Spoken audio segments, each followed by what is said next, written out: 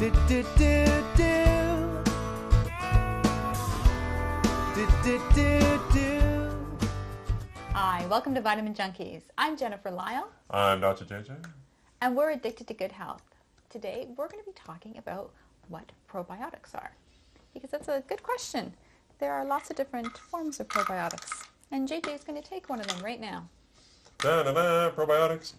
Probiotics are great. We'll start off by saying that. So what probiotics are is that they are live bacteria or probiotic yeast that impart a health benefit to the host. So this is a blend of probiotics. So in this I have a lactobacillus species, a bifidobacterium species, and there we go, on the hatch. Awesome. Now, it can come in a capsule format, and also it comes in liquid, right? There's one brand I've seen that Liquid I've yogurts. taken. Yogurts, it's a form, yes. Liquid yogurts, I guess, yeah, some you could get in liquids, but it's not that common. Though. Usually it's either in capsules or super yogurts or concentrated yogurts. Some of them are chewable tablets, but for the most part it's capsules. Sometimes tablets. Yeah. Very good. Probiotics. So, they're good bacteria. And They're what do good they bacteria. So they do a number of things. Anything that says lactobacillus will secrete lactic acid.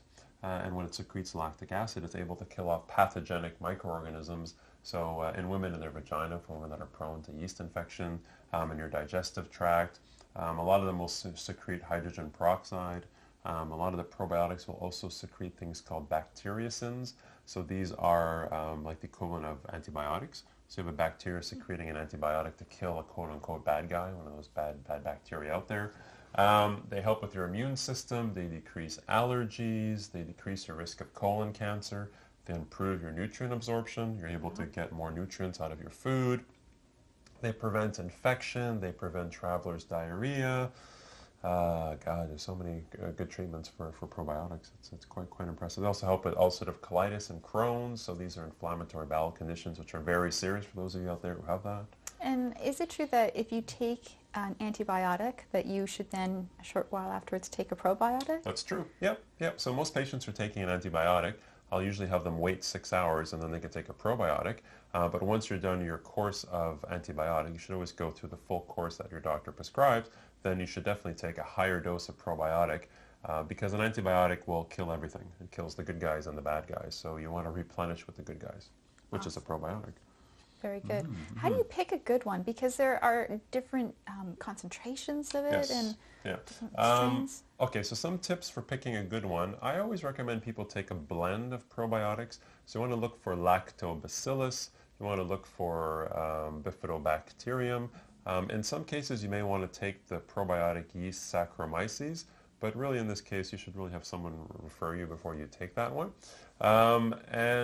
Usually you want to blend because depending on the nature of the probiotic, some probiotics have an affinity for the stomach, some have an affinity for the smaller intestine, basically the upper small GI, some have an affinity for the colon. So you kind of want a broad range of probiotics that'll hit the whole aspect of the digestive tract.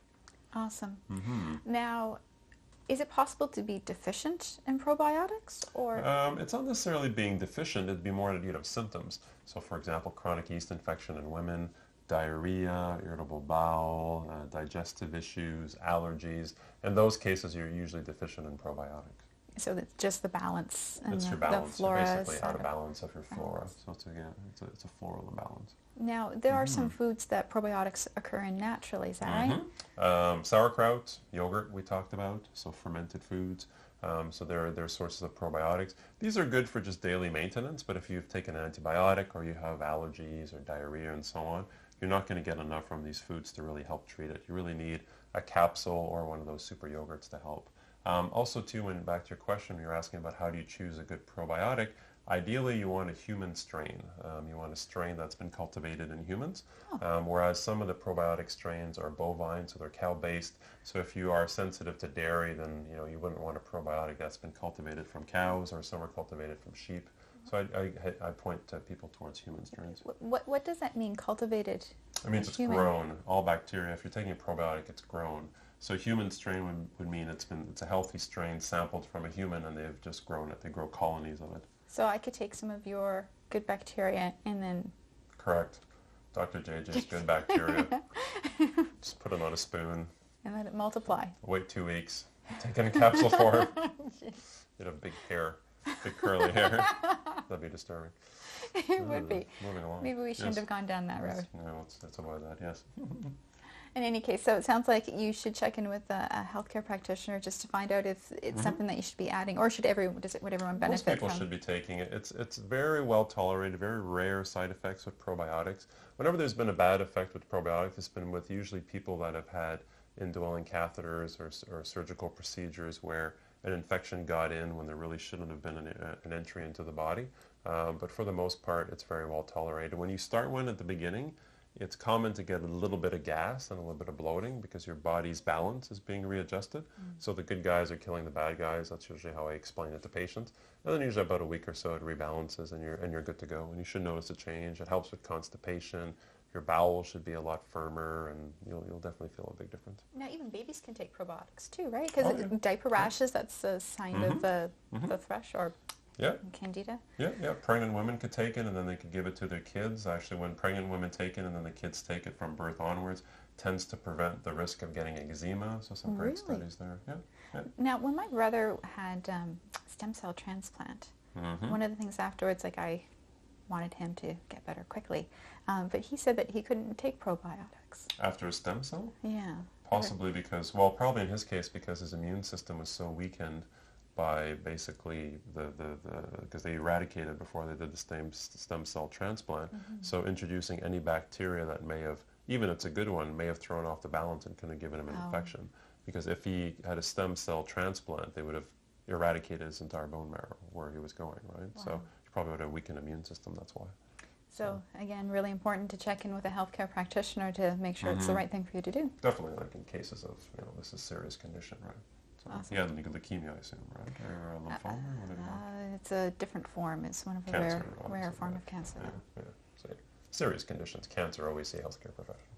Awesome. And if you want to find a practitioner in your community, you should go to the Find a Practitioner link on our website, vitaminjunkies.com. And right above it, you will see Join the Addiction. And that's where you can subscribe to our video podcasts, and you'll receive notification of every time we release a new episode. And while you're there, please complete our survey. We want to know what topics you want us to cover on our shows. So go to vitaminjunkies.com, and when you complete the survey, you could win a chance to get a $100 gift bag from Hey Jute. Awesome. Thank you so much for the information, Dr. JJ, and thank you for joining us today. I'm Jennifer Lyle. I'm Dr. JJ. And let's continue the addiction to good health. Do, do, do, do. Do, do, do, do. Do, do, do,